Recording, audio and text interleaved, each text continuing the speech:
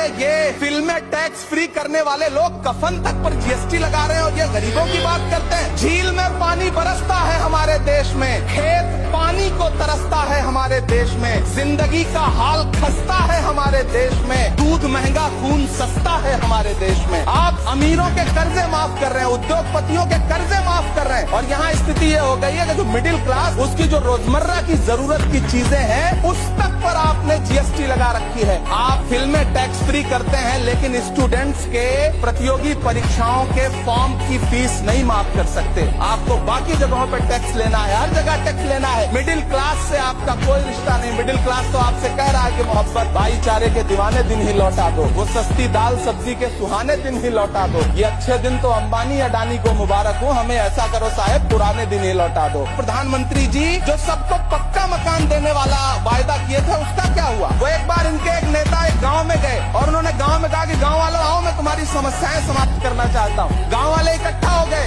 नेताजी ने गांव वालों से कहा बताओ तुम्हारी 2 समस्याएं बताओ, मैं दोनों समस्याओं का यहीं पे समाधान करूंगा। तो गांव वालों ने कहा साहब हमारी पहली समस्या है कि हमारे यहाँ कोई हॉस्पिटल नहीं है। तो नेताजी ने मोबाइल निकाला, कहीं फोन मिलाया और मिला के फोन पे पता नहीं क्या कुछ कहा कि यहाँ गाँव में हॉस्पिटल नहीं है, हॉस्पिटल तुरंत यहाँ हॉस्पिटल चाहिए। गाँव वाले खुश हो गए कि 1 मिनट में यहाँ हॉस्पिटल आ रहा है। अगली समस्या के बारे में उन्होंने नेताजी ने गाँव वालों से कहा कि मैंने आपकी पहली समस्या समाप्त कर दी, दूसरी समस्या बताओ। तो गाँव वालों ने कहा साहब इस गाँव में कोई भी मोबाइल का नेटवर्क ही नहीं है। ये है इनके काम करने का तरीका, ये है झूठ बोलने का तरीका।